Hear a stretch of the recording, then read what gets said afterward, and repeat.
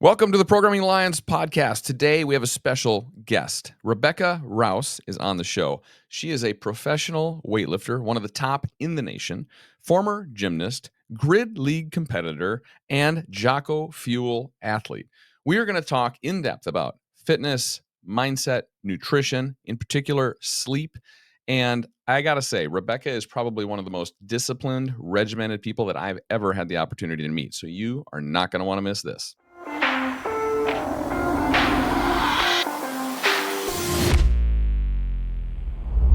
Rebecca, welcome to the Programming Alliance podcast. We're excited to have you on. We got a lot of stuff we want to get into with you today.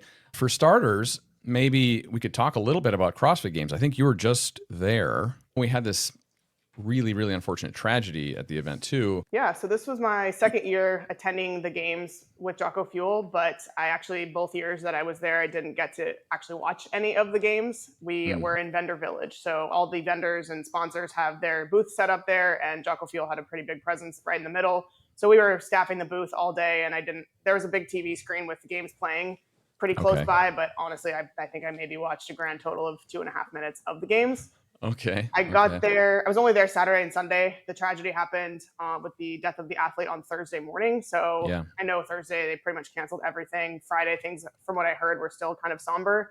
But by the time I got there Saturday midday, it was seemingly normal. So at least in Vendor Village, I can't speak for how it was in the arena.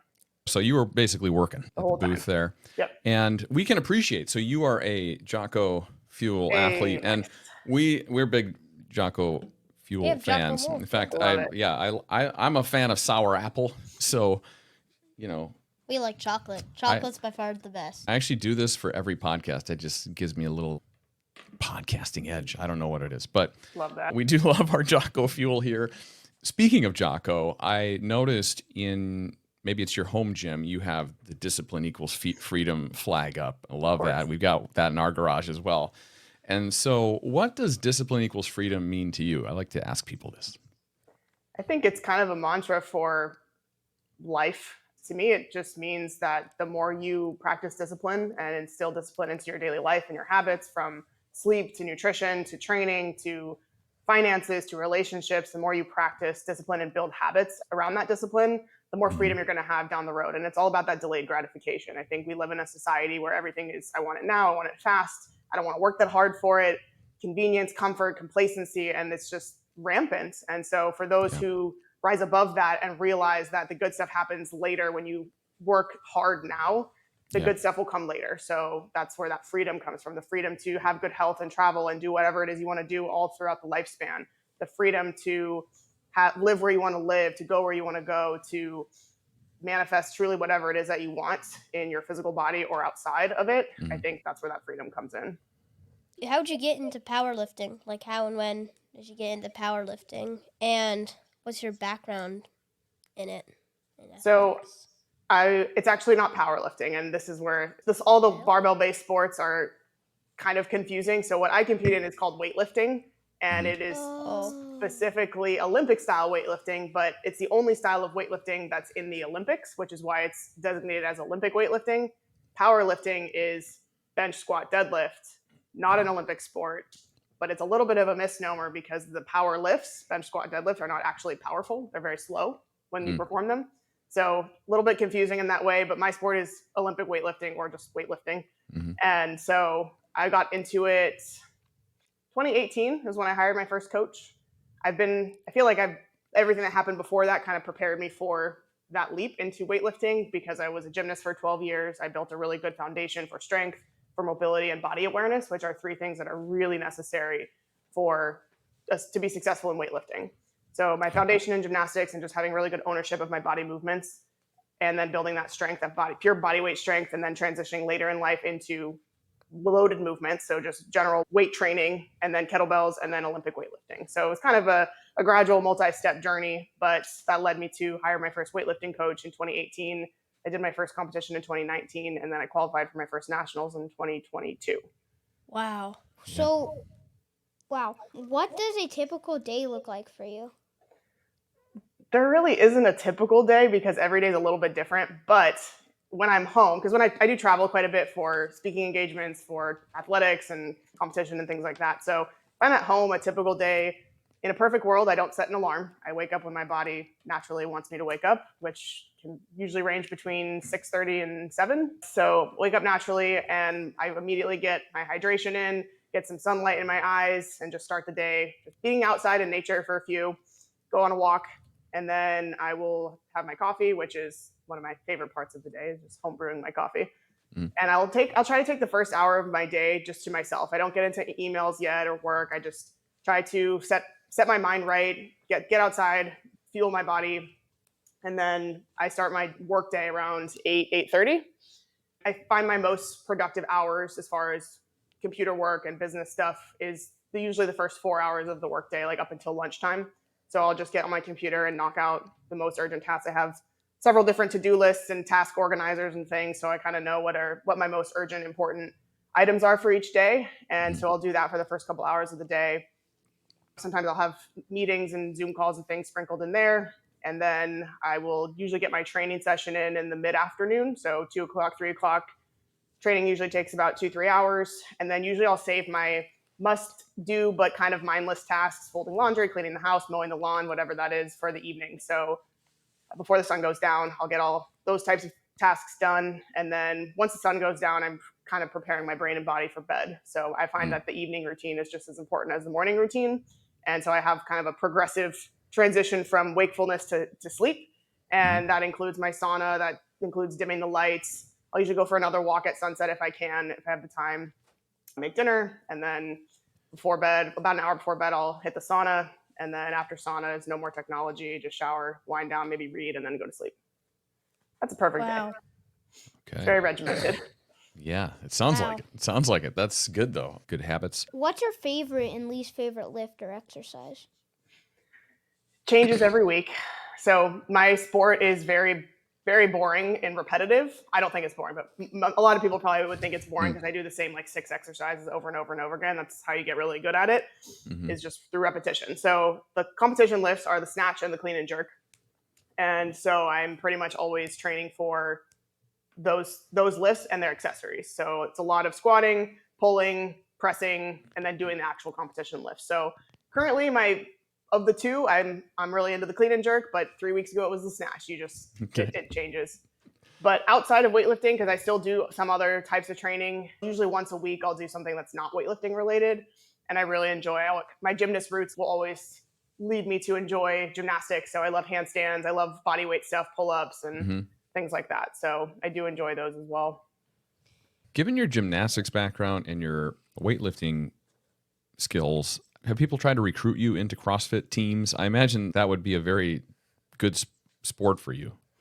I have not necessarily been recruited by CrossFit. I have dabbled I've done a few WODs, but I've never considered myself a CrossFitter. But I don't know if you are familiar with Grid League, but that is something that I recently joined. So I did see that. Yep. Yeah, this is my first season in Grid. And so Grid League is somewhat similar to CrossFit in terms of the movements that you'll see perform in competition, but it's a little different than CrossFit in that it's only team sport based, whereas CrossFit has, I think, largely drawn its following from watching the individual athletes, less so from the team, and the teams are teams of 4. With Grid, the teams are 18 players, and it is treated like a traditional team sport with a season and recruiting and combine at the beginning of the season. So it's very much like a team sport. So different than CrossFit in that way. But when you watch Grid, and also in CrossFit, I think another of the big differences between the two is that to be good at CrossFit, you have to be good at everything. You have to have endurance. You have to be strong. You have to be fast. You have to do gymnastics. You have to do weightlifting. Triathlon, everything. Like you could literally, they could choose anything under the sun for CrossFit events. Whereas with Grid, the players specialize. And so and that's why you'll see very different body types. Whereas if you look at the elite CrossFit athletes, they all pretty much have the same exact body type. With Grid, you'll see 4'11", 100-pound gymnasts, and you'll see 300-pound strongmen on the same team. And so you really specialize and have a specific skill set, and you're recruited based on what you can bring to the team, and the team as a whole can do all of the things that are required of Grid athletics. Interesting. Okay. We might have to check that out. The boys and I have been doing CrossFit for a while. Mainly we like the community and competitive aspect to it. And the gym that we go to here is pretty busy, so it's just always active, and it's got, a variety of different athletes in the gym, which is fun. So it's been good. It's been good for us, and it's getting them into fitness. And that might be a good segue into a question for you: is kids getting into fitness, are there any benefits and drawbacks of weightlifting at earlier ages like Max and Will are 11 and 12? There are not. I think that was a myth back in the day. People thought that strength You training won't grow. kids, exactly, it would stunt your growth or it would be bad for any other reason. But science has proven that not to be true, and there are only benefits as far as I'm aware. Obviously, there's risk of injury, but that would go for any sport. And kids play sports. I mean, kids play soccer, kids play football, kids play baseball. So why would this be any different? And some of the best weightlifters are the ones that start young. And just because you can build, like with gymnastics, you can build such good discipline and structure, one, but physically, the strength, the mobility, the body awareness, all these things that will serve you well into adulthood and beyond. I think the earlier you start, the better, because one, you're going to build good habits, and two, you're just going to have so many attributes that can lead into any other type of sport that you might play down the road. So I think start them young. All right, boys, we're gonna turn up the knob on this a little bit for you guys, I think. Oh, great. It's kind of a random question, but I'm just wondering, how much can you deadlift? Deadlift. It's been a while since I maxed my deadlift, but the last time I did it was somewhere around 350. Dad, that's like twice as much as you. Yeah, I weigh about 140. Yeah. Whoa. That's pretty good. You do like 200, right? I would imagine I'm around 300 in the deadlift. Wow. Okay. Yeah. She's 50 more than you. Yeah, I know.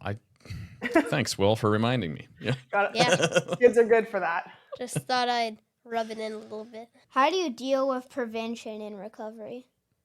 Sleep, sleep, sleep, sleep, sleep. I can't say it enough. I learned the hard way. Thankfully, I haven't had that many injuries, but I learned through trial and error and just making sleep a higher priority, how much better my body feels, how much more efficiently I recover, and how I am not getting injured when I am getting enough sleep. Even just joint pain, joint inflammation that people just chalk up to be normal, it's not. It's mostly because people just aren't getting adequate and quality recovery, i.e. sleep. People do cold plunge and sauna and injections of peptides and you name it, all the things people like to do for recovery. But by far, to the tune of 200% better than any of the other modalities, sleep is the best thing that you can do for mitigating injury risk. I won't say preventing injuries because sometimes things happen and you have acute injuries or whatever, but for mitigating the risk of getting injured, sleep is the best thing we can do, and I can attest to that firsthand. All right. Yeah. Wow. You've posted a lot on your sleep regimen. Maybe you could tell us a little bit more about that. You like tape your mouth, you do eye cover, the whole like You tape your mouth? Yeah, like could you tell us about it? What? Yeah. So this was something I did not have a clue about it until my friend Todd, who started this company called Dream Recovery just over a year ago. He was like, you got to try the mouth tape. I'm going to send it to you. I was like, mouth tape? What the heck is that? And so he's like, just try it out. And so he sent it to me. And I had been using Whoop already for about a year. So I had some data. I started taping my mouth and the reason people do it is to promote nasal breathing, because a lot of times people are waking up. Sometimes you realize it, sometimes you don't. We have a lot of wake events throughout the night. Some where you're aware, some you're not, but you can reduce wake events by promoting nasal breathing, because a lot of times it's the snoring, it's the gasping for air or things like that, when we're mouth breathing while sleeping, that causes us to wake up. And so it can reduce snoring, it reduces wake events, promotes nasal breathing, more restful sleep, and deeper, more of the restorative sleep that we need so much of. So I taped my mouth starting July of 2023 for a whole month, and I looked back at the data. That was the only thing I changed. And my restorative sleep, that REM plus deep sleep, it increased. I think it was like 23% or something like that. Wow. It was significant. And So can I just grab Wow. just a tape in our drawer and just tape it onto my mouth, and I can be a better sleeper? you could do that. However, keep in mind that your skin absorbs a lot. Anything you put on your skin, whether it's lotion, sunscreen, tape, you're absorbing those, whatever it's made of, into your body. And so the reason I like Dream Recovery is because they use all medical grade adhesive, and their tape is made of bamboo silk. So it's all safe to use and have on your skin, because you're sleeping for hopefully 8 hours or roughly 8 hours. And so that whole time that you're wearing that tape, you're absorbing whatever it's made of into your skin. So I've had people on social media like, can I just use like 3M tape? I'm like, yeah, if you want those chemicals like in your mouth, sure. But I don't think I want that. So I'll go with would the tape make you sleep longer also, or just sleep better? Potentially both. I mean, it's going to increase sleep quality primarily because you're going to get more of the restorative sleep. But if you are reducing your amount of time awake, then you're also going to get more sleep. So even if you're in bed for the same amount of time, you're probably going to have more of that time asleep. So that's a win. Okay. And then you also wear blackout shades when you sleep? Yep. I have the eye mask. I have blackout curtains in my bedroom, but I still wear the eye mask because they don't 100% filter out the little lights from the air filter or the clock or whatever. Right. And then when I travel, for sure, I used to not sleep well if I didn't have, if I was in a place that didn't have blackout curtains. The hotels always do, but even still the microwave or whatever. So instead of going around putting electrical tape over everything, you just one-stop shop, put the eye mask over your eyes and you're good to go. Yeah. I take electrical tape when I travel for that reason. Yeah. Are there other routines you have in terms of like a bedtime cocktail or anything like magnesium or things like that help your sleep? I have dabbled in magnesium. I'm not consistent with it. I haven't really noticed a huge difference. And my Whoop told me it didn't make, how you can track the different behaviors. It was negligible as far as magnesium goes. So I don't really rely on it necessarily, but I know a lot of people that have had success with magnesium. I know Jocko makes a sleep aid that has magnesium in it. As far as other cocktails or any, you have tried it? Yeah. Did it work? No, for me, no. I know a lot of people have success, but I've also tried just magnesium and tracked it on my Whoop journal, and it just didn't have a big impact. My wife does it though, and it works for her. So everyone's different. Maybe it's genes. Yeah, but I think that's why Whoop is so powerful, because it truly you can identify and pinpoint exactly what is working and what is not, and the data doesn't lie. Obviously, some of it's correlation, and it's impossible to say yes, it's this one thing that's causing you to sleep better or not, because it's an amalgamation of habits that we have, and practices. But for me, I didn't notice a difference with magnesium. But I actually try to, if I go in the sauna, which I probably do 5 nights a week when I'm home, I'll bring electrolytes with me, so I'm replenishing the electrolytes that I'm losing through sweat. But I try not to drink too much liquid before bed, because that can also promote wakefulness to have to get up and go to the bathroom. So I try to keep it minimal. Anytime when you risk getting up, I guess then your mind starts working too, and it can be difficult to go back. Last sleep question, I promise. But have you ever tried one of these bed cooling things like an 8 Sleep? I have not. It's something I've thought about. My husband and I have talked about it. Haven't pulled the trigger on it yet, but I've heard a lot of good things. How about you guys? Yeah, I am also considering it. I have a couple of friends that do it, and they rave about it. So it's funny you mentioned that, because when I was talking to Jocko this past weekend, we were talking about sleep, and he was saying that he was approached by a friend who has an 8 Sleep, and he was like, hey, try this out. And he's like, you're talking to me? I sleep like 4 hours a night. I'm not the guy to talk to about sleep, because we all know he doesn't sleep enough, but he somehow manages to get as much done as he does. And to me, that's amazing. Yeah, I think some people are just wired a little bit differently. He's wired a lot differently. A lot differently. But most people are in that they need that 6 to 8 hour range. And yeah, Jocko's probably unique. Obviously, you've gotten to know him working as a Fuel athlete. We got to meet him, what was it, Will? A few years ago, you and I got to meet Jocko when he was in town. Will, what was your impression? What was your impression? I'll give my 2 cents, but what was your impression? It's kind of hard to remember, but I remember him as being big, buff, and scary. Yeah. Yeah. He did this. He signed my book. He signed my book, which was cool. But he was super nice, but yeah, I could see how he would be a super scary dude in the wrong situation. He's not the guy. Yeah. And when I shook his hand, it was like shaking a bear claw. Like, anyway, it was a cool experience. Yeah, he's a good guy. Yeah, he was super nice. So, we've already talked about Fuel a little bit in the beginning. Jocko Fuel. But like that was like, for like real food. What do you eat in your typical day? I eat a lot of the same stuff day after day. I don't get bored easily when it comes to food. I love food, but I don't get bored. So, and it's easy to just prep the same thing over and over. So usually I always have my coffee first. And then My breakfast is either eggs and like a sausage, and then either like oatmeal or toast, some kind of carb, or I'll do yogurt with berries and granola. And then for lunch, I'll usually do whatever I didn't do for breakfast. That'll be my lunch. So I usually get those two in early. And then my dinner is usually some sort of beef, either ground beef or a steak or burger patty, something like that. And then a vegetable and a sweet potato or rice. And then post workout, so that's usually between lunch and dinner, I'll do a big fruit smoothie with Jocko Fuel protein powder and creatine, berries, peanut butter, just high calorie as much as I can pack in with the shake. And then if I'm still hungry, I try to eat about 2 hours before I go to bed. I found that if I ate 3 hours and I was hungry again, like right as I was about to go to bed, which I don't like, so I'll try to eat around 7:30 or 8. So I like to get to bed around 9:30 or 10. But if I do get hungry again before bed, I'll have something like light, a little bit of milk, like RTD milk, or a couple slices of cheese, or a scoop of peanut butter, something like that with protein and fat before I go to bed. Okay, that sounds like pretty clean eating. Do you have any like cheat foods that you obsess over? I don't really like to consider foods cheat foods. I think just from being a nutrition coach and like having an evolving relationship with food over the years, I don't think it's healthy necessarily for people to look at foods as good, bad, or assigning like a value or a score or something to it. I love chocolate. I eat chocolate every day.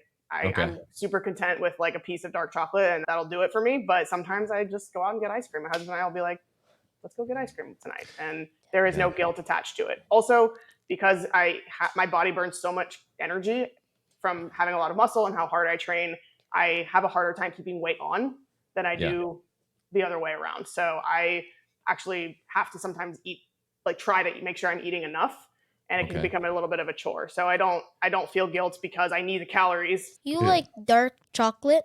I do. Not milk chocolate. No, you I don't like dark chocolate. I like dark chocolate. This is sad. Milk chocolate is superior. We'll agree to disagree on that. I guess obviously Will is a Time milk for- chocolate time fan. for the boxing match. I don't know, Will. I don't know if you're ready. Yeah, I'd be screwed. All right. So, mental strength. When things are tough, what do you do to yourself? I often think about the Jocko Good video. I'm sure you've seen it or heard of it, where he just like, things are going bad, good. All you have to say is good. Just shift it in your brain. And I've actually worked really hard at that, probably as hard on the mental game as the physical game over the last couple of years. And I've gotten to a point now where in the moment when things are going bad or things are really hard or things are getting overwhelming or stressful, I'm aware of what my mindset is about it, and I can actively shift it to looking at it as an opportunity for growth. That's one of the things I'm actually most proud of in my mental journey, because I used to be like hardcore victim mentality and feel sorry for myself or feel like I couldn't do it, this is too much, and all the self-doubt and all of that. And now I've gotten to a point now where I can recognize it, and I can, if I need to shift it, I'll shift it. And I keep moving forward, and I just look at it like look at all the opportunities that are going to come from this. Whether the outcome goes my way or it doesn't, I'm going to learn. I'm going to endure and get stronger because of that. And so I think that just recognizing when things suck and things are not going my way or things are tough, saying good, what's the good that's going to come from this, and identifying that and going with that. Right. Yeah, that's one of my favorite things that Jocko has brought into our life. We use the good mentality as well. It's an amazing way to look at things, right? Almost like flips your perspective into like, how can I make this from tragic into something amazing or a learning experience or whatever. So I love that. I guess maybe final question sort of on the fitness and nutrition side. I believe that I read somewhere you have ulcerative colitis. I do. That's a really hard disease to deal with, especially like if you're eating a lot and exercising a lot. And how does that impact or affect your training and what you do? Currently, thankfully, it does not. I have been in remission for almost 4 years. Okay. And so I currently don't have any active disease. My recent colonoscopy showed everything looks good. And good. I'm very thankful I'm able to live a normal life, because that was not always the case. I was very, very sick. From 2009, I was diagnosed, and I was very sick until I graduated college in 2013. And then after that, frequency of flare-ups decreased, but I was still getting them yearly at least once, if not twice a year, all the way up until 2019, 2020. I don't think this is coincidence, but it was when I left my corporate job, started the business, and have been pursuing things on my own terms and doing things that make me feel fulfilled and building my own dreams versus building somebody else's. That's when everything turned around, and I've been healthy and symptom-free, at least. The disease will never go away. There's no cure for it, but I have been able to live in remission since then. So. Oh, that's awesome. Well, we're happy to hear that. This, I think, is a good segue. You talked a little bit about leaving the corporate world in 2019 and going in and starting your own business. I'd love to hear more about that. What sort of prompted you to do that? What encouraged you to do it? And how has your life changed? It was actually out of necessity. So it was in 2020 that I left because I lost my job. I was working as a personal training manager at a corporate big box gym and had a great experience, had a great 6.5-year career there, learned a lot, no regrets. But I was living in California at the time, and you guys know California was the last to open back up anything. At first I got everything shut down. I still was receiving some pay. Then it was less and less and less over the course of several months.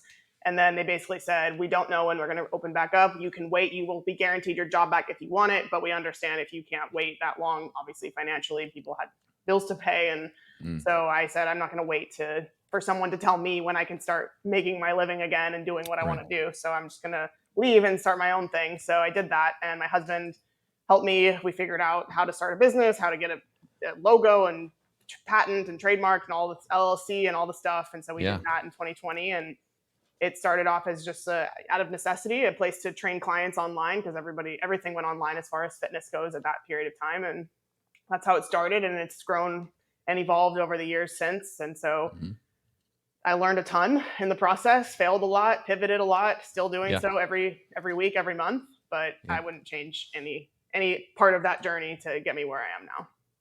Very cool. So it's one of those good situations, like something bad turned into something good. And you moved as part of the process. You live in Texas now, is that right? I do. Okay. Yep. Texas. Yeah. Texas. I'm sorry. As part of your fitness business and everything, you also spun up this charity organization, Semper Stronger. And can you tell us a little bit about that? We had the business for a couple of years. That started in 2020. And then in 2022, summer of 2022, my husband, he was seemingly healthy. And it was quite literally overnight. He went suddenly into a lot of pain and discomfort, numbness, tingling all down his left side. And then very quickly, his whole left arm atrophied. And we came to realize after he went through some doctor's appointments and things, it was nerve damage that was a result of an IED blast that he had suffered when he was in Iraq in 2007. And after talking to some people, he realized that this was actually quite common with people who deployed overseas and were exposed to roadside bombs and blasts and things like that, that the symptoms didn't surface until over a decade later. And we didn't know about this. He was healthy enough to go back into the fight, finish his deployment, and then came back and did his thing. And so 15 years later, it kind of all came to a head, and he was really suffering from this nerve damage. He ended up having surgery, had a full disc replacement in his cervical spine, C6, C7. And then through that process, he got in contact with a nonprofit that put combat veterans through traumatic brain injury treatment. And so it was discovered throughout all of the medical investigations that everything had resulted from the blast. The traumatic brain injury had resulted in all the nerve damage. And in addition to that, he lost a lot, like years worth of memories from his earlier years, and people's names, just the whole basically chunk of his life was gone. And so he thought it was just normal because so many others of his colleagues and his Marine counterparts had gone through something like that. And so they really didn't know that much about traumatic brain injury at the time. They didn't know a lot more now, and it's a lot more talked about, thankfully, but there's still a long way to go. All that to say, he went through a 2-week brain treatment here in Dallas at a functional neurology clinic that has a program specifically treating post 9/11 combat veterans with traumatic brain injury that was sustained in combat. Right. And he got to go through this treatment. It was really, really incredible to see the before and after and all that had transpired in that 2-week period. While he was there, he spoke to the doctors about if they had considered adding in a physical movement portion that addresses the body in addition to what they're doing to the brain. Mhm. And they said that they had really thought about it, had strongly considered it. They were just looking for the right person to lead that, because they do the brain, they are doctors, but they wanted somebody who specializes in the body. So he put them in touch with me. I communicated with the head doctor who leads the clinic, and she said, put together a curriculum, tell us what it would cost, and let's try it out.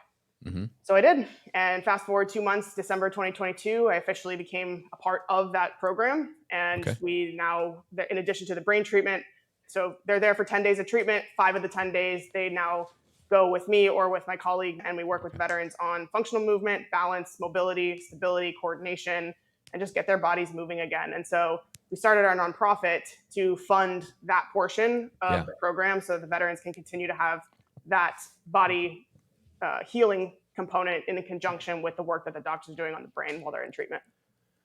Wow. Well, Well, kudos good to you for for doing that. That's amazing that you've been able to help probably a lot of people and a lot of people in the future. Is your husband on good recovery now? How's he feeling? He's doing better. He thankfully, and he's talked about this on his own Instagram and on podcasts too, but his being in good health and being physically active and being strong is honestly what saved his life. When he got hit by the IED, the bomb went off right below where he was sitting. Everyone was ejected from the vehicle. Nobody was killed, thankfully. But the doctor said, because you have a lot of muscle mass, you are already in good physical health. That's why he was able to bounce back so quickly. And he was able 24 hours later to go back on his deployment and do what he had to do. He's doing quite well, all things considered. Okay. Well, good to hear that. So, obesity is crushing Americans and our generation Alpha. Yeah, okay, that's cool.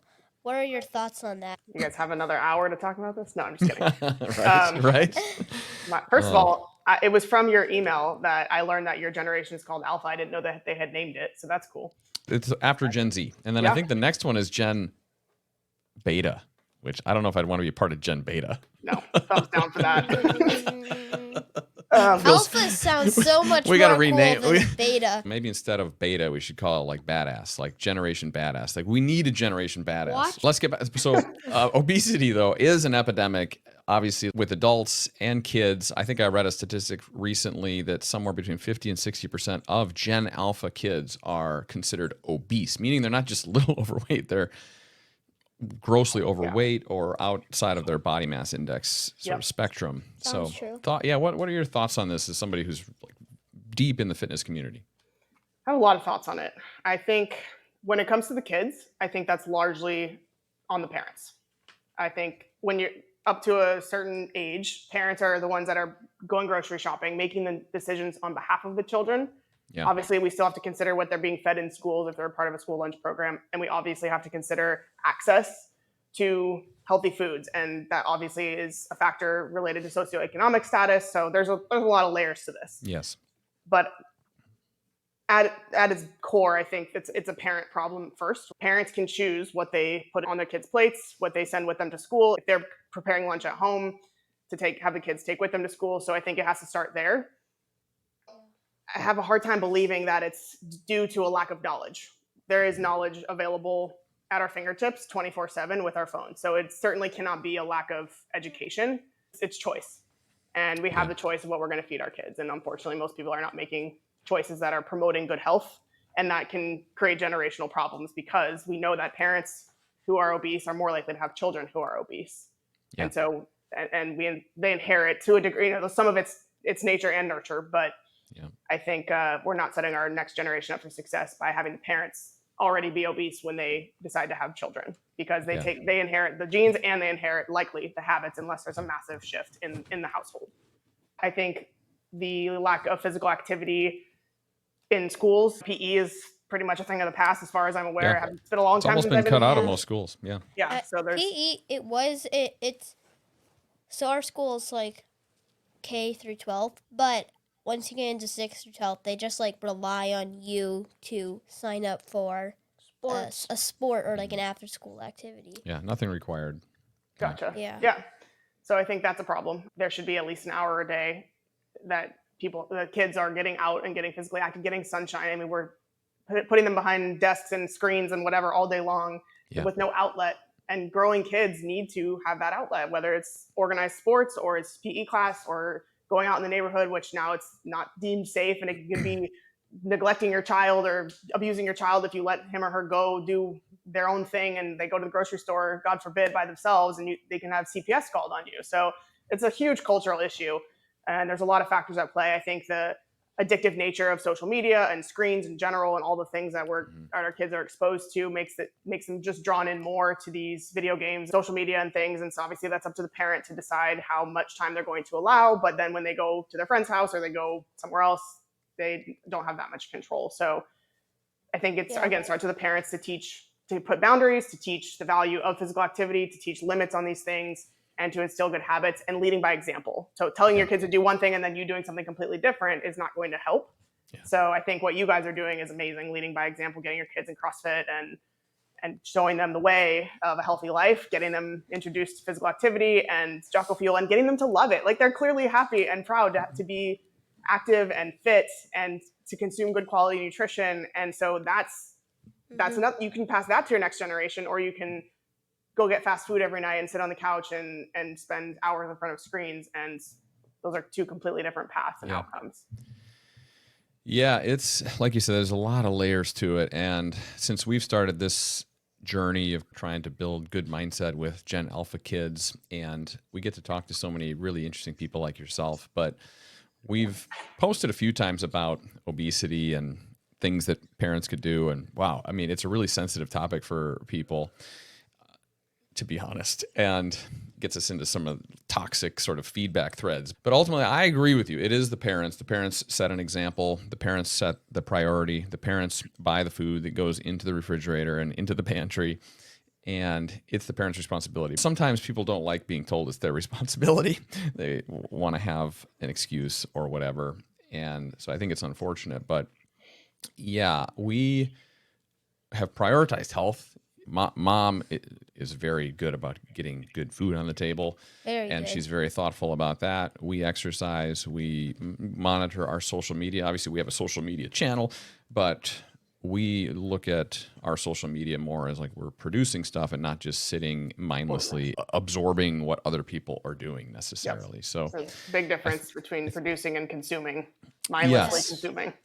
Yeah. Exactly. It is a real challenge, and I empathize with parents. My wife and I are very aligned on what we got to do, and we prioritize it in our lives. But for people that are busy or just getting by, I can understand why it's more convenient to stop at Chick-fil-A on the way home and then throw that in front of the kids at night, or to buy a bunch of packaged food. I do like Chick-fil-A. There's also, yes, Chick-fil-A is delicious, but in moderation, right? Like a lot of things, programs that are out there, I think also need to be looked at. Do you know what the number one thing bought with food stamps is?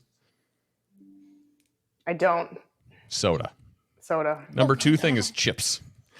So people that really are struggling for affordability, they're not using that to buy food that is satiating, healthy. So it's tricky to put so many guardrails on things. People don't feel like that gives them the freedom to do what they want. But anyway, it's a big problem. So, do you get trolls? Yes. Is a troll the same thing as a hater? Or it's the same thing. A troll is like a big How do you dude. get haters? Like, you post really like all positive content. The ratio of positive, supportive to negative is probably 99-1, but it's, for whatever reason, I think it's human nature. I don't know why our brains are wired this way, but we let those voices resound so much louder in our heads than the positive ones. Like, that's what sticks. We could have a million great positive, supportive comments, but we let that one person, that's what just stays in our brain all day, and we ruminate on that. And I don't know why it's like that. I'm trying really hard not to let that be the case, but sometimes it just happens. But the most common hater comment I get is accusations of drug use, like steroid use, because I'm a fit, muscular woman. Yeah. But I know I'm not. It's not unique. I mean, female athletes get that all the time. I know some of the the more buff female Olympians recently have been posting about this too. The rugby player, she's been very vocal about this. I get that probably every day, if not every other day, at least once, sometimes more than once. But people are like, "Oh, what are you taking? Your voice is so deep. You're clearly not natural." Like, it's always men. It's always people with private profiles. Yeah. And I'm sure they're just people who don't actually do anything productive in society, definitely don't exercise, and it's just easier to make themselves feel better by tearing somebody else down because that person's doing something that they would never be willing to do. Yes. Or capable of doing. So yeah, it's easier to criticize than do the work, right? So it's well, that's And- unfortunate. We love your content, what you put out, and obviously if you're putting stuff out every day, you can see the work happening. So for anybody to question it seems absurd, but there's always these people. It's always people that don't follow me too. They just, I'm sure one of my posts comes up on their explore page or someone else, they see it on there, someone else posting it or something like that, reposting it. And so they always make those accusations without any knowledge of my journey, my history. I've trained consistently for over 3 decades. And it's possible if you do that, but if you train hard and you train consistently, you can be very strong and fit and muscular, but most people don't do that. And so they just think, oh, that she's definitely taking a shortcut. She's got to be taking steroids, but it couldn't possibly be 3 decades of strength training, eating clean, and sleeping. No, it's definitely not that. Yeah, no, it can't be that. Nah, can't be something that makes more sense. Okay, so we already talked a little bit about your youth. You were a gymnastic person, right? But so if you could change anything or multiple things, what would you change about your teenage years? Oh, good question. Part of me wants to say I wish I was not so hard on myself, but at the same time, I don't know if I would be where I am today if I wasn't so hard on myself. My parents didn't put a lot of pressure on me to get perfect, grades and get straight A's and do all the AP classes and do gymnastics and all the things that I balance at the same time. I put that all on myself. And so I wonder sometimes if it was that amount of pressure and stress that led me to ultimately getting ulcerative colitis, because while it is genetic, there has to be an event or something that turns the gene on to cause the symptoms to present themselves. And so I know for me, it was the month I went off to college, that's when I got really sick. So that probably is when the gene got turned on to become sick. But I don't know if I hadn't gone through that, then I don't know that I would be where I am today and be so driven to take care of my health and also to drive forward and to achieve all the things that I want to do. So I'm not sure on that one. That's fair. Sometimes it's hard to think of something that I would change when I was 10 or younger. Yeah. Must be difficult for you, Will. Yes, very difficult. I kind of wish that I had found weightlifting at 15 or 20 instead of 27, because then I could have probably been in 24 Olympics, maybe. I would have had a better chance. Yeah. Are you, though? Are you binge watching anything right now? I am not. I do not own a television. I haven't had a TV since 2018. I don't watch any TV at all. That's sad. What's that giant black screen behind you? That's a black wall. Oh. That's where the TV would go, but it's not there. I love that. That's actually really interesting. No, Dad, you shouldn't love that. That's a bad thing. That's a very we bad could save thing. Guys, we could save some money on the subscriptions too. Rebecca, we have a session that is unique to our show. We call it Rapid Fire, and it's a bunch of random weird questions that the boys have cultivated. Make sure you answer them as quick as possible. No explanations. Ready? No explanations. Okay. All right, we're gonna start in 3, 2, 1, go. If you had a superpower, what would it be? Predicting the future. Excluding us, and probably also Jocko, who's your idol? My husband. Okay. I like that. Would you rather die to a great white shark or flaming hot volcano? Volcano. All right. Okay. Coolest invention in your lifetime? Oh, man. Pass. Skip. I don't know. The barbell. That was not in my lifetime. No, it's been around a long time. Would you rather fight a 1,000-pound duck or 1,001-pound ducks? 1,000-pound duck. Let's go. Oh, Okay. wow. Okay. Would you rather be pure vegetarian or pure carnivore for the rest of your life? Carnivore. Have you ever been stuck in a bathroom stall without toilet paper? I don't think so. Really? It happened to me. That's a tricky situation, Max. R.I.P. Okay. Does that conclude Rapid Fire? That concludes rapid fire. Okay. Very good. Always delivers. Fantastic. With that, let's wrap up the podcast and maybe some final words of advice, Rebecca, that you could leave for our audience. I would probably say find your purpose, because when you wake up every day having a purpose, life is a lot more fun. It's a lot more meaningful. And I do a lot of work with veterans, so a lot of them have lost their purpose when they get out of the military and struggle with that. And so I've just seen the difference between those who move into something else that gives them purpose and those who do not. And it's night and day. And so I think just finding something that is worth waking up for and working hard for in your life. Yeah, I love that. I think there is a high correlation to happiness and purpose. So Agreed. thanks for that. And for our audience, what would be the best resources for people to access if they want to get in touch with you or in touch with some of your services? So as far as social media goes, I'm most active on Instagram. My handle is at rebecca.rouse, first name, last name. And then my website for my company is semperstronger.com. And our nonprofit is semperstrongerfoundation.org. And everything is accessible via those links. Okay. And we'll drop those into the description so that everybody can check it out. Well, with that, it was a blast having you on. Thanks for coming on. Thank you, guys. Talk to you soon. If you enjoyed this content, please hit that subscribe button, like, share. Until next time.